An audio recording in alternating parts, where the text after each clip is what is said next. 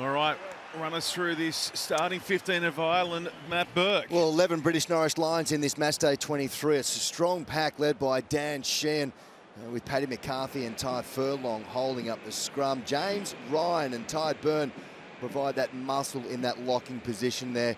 It's Baird, Doris and Conan in the back row. The halves, Jamison, Gibson, Park at 9. Prendergast comes back at 10. It's a good outfit. Strong centre pairing, McCloskey and Henschel. And then Lowe, O'Brien and Mac Hansen at fullback.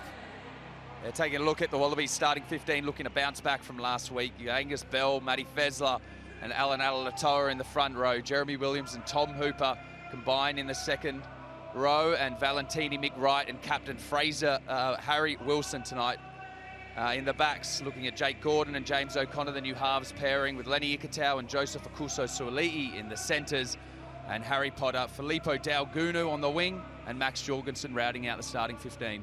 A strong bench, as you'd expect from the third-ranked side in the world for Ireland as well, including Jack Crowley and Bundy Aki. Unlucky not to be in the starting 15, whilst for the Wallabies, keep an eye on Ryan Lonergan. And Carlo Tizzano returns to the match day 23 as well. So it is Ireland who are firm favourites for this matchup against Australia. They were too good for Japan last week, went down to New Zealand before that. Australia still chasing their first win on this 2025 spring tour.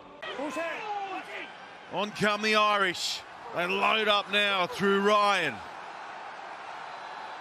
Gibson Park wider.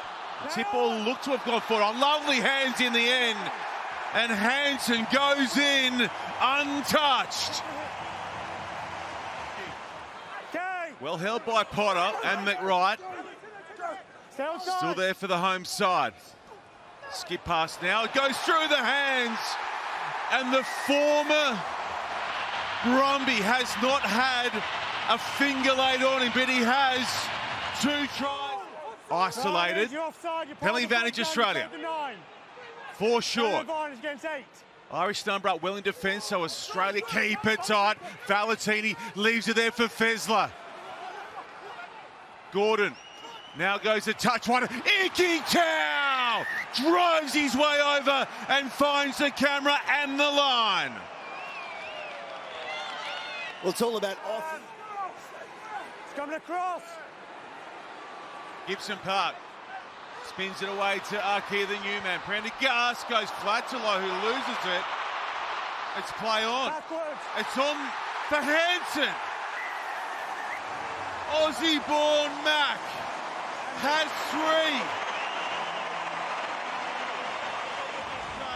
3. He's inches short. Alatoa's in there now. Alatoa trying to nose his way over. McWright launches in there and steals one for Australia right on half-time. Fraser scores. Fighting to stay in the contest. Don't go over the Let top. us somehow make a stop here as we get towards the final 10. McWright almost got it. Porter again. Short. Gibson Park. Doris, the captain, gets it down, and that might be enough. Absorbs a couple of defenders. Still there for the Wallabies. Pollard peels away, angles away, he's over, and he gets it down. They get one back. With a big carry. Now they pounded in tighter, they held up. No, it's a score. It is a try, and it's now a rout. Tackle, it's gone backwards, it's play on. Gibson Park. Cross field, looking for Henshaw, who takes it on the fly. It's all Ireland in Dublin.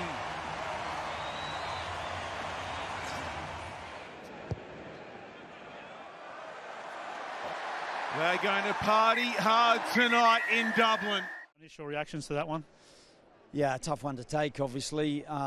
In the game for the first 60 minutes, I think, and probably we had a line out just down here in the corner. I think if we get something out of that, we're within a score with 20 to go, and we're right in the game.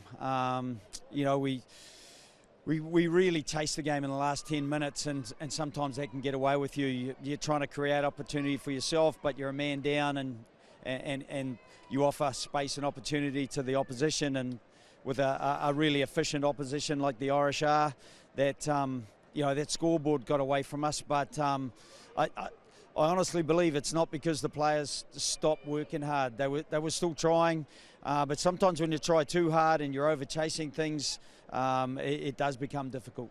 From 14-0 down to 19-14 at half-time, you must have almost been relieved to get back there and get some confidence out of the way the team's able to fight back there. Yeah, and we've shown that a number of times, and that, at half-time, we felt relatively confident that we could get back into the game. We felt we had the breeze behind us in the second half.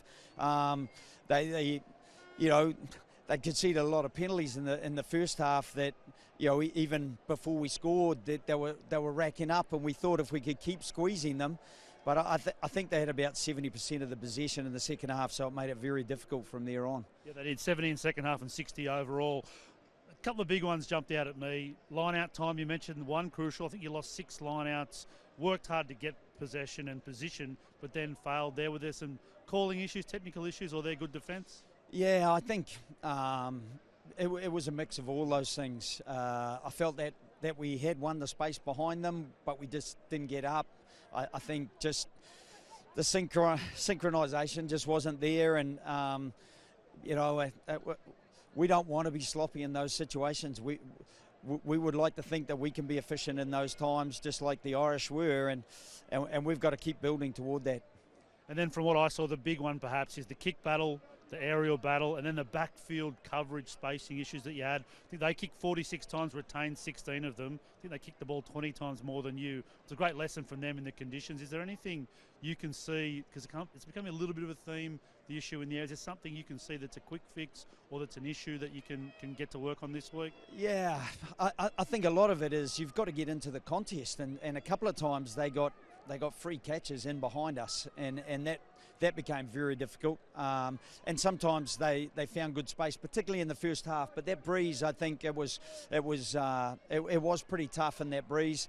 I think they got 2 50-22s and one where Max was going back for it and knocked it on. So giving up those field positions makes a tough night for the boys. So in terms of that, we were hoping to do something similar in the second half, but on the platforms that we got, we just probably didn't get the ball consistently. I think they had 10 scrums to 3, and that again just gave them that platform to be able to dictate play.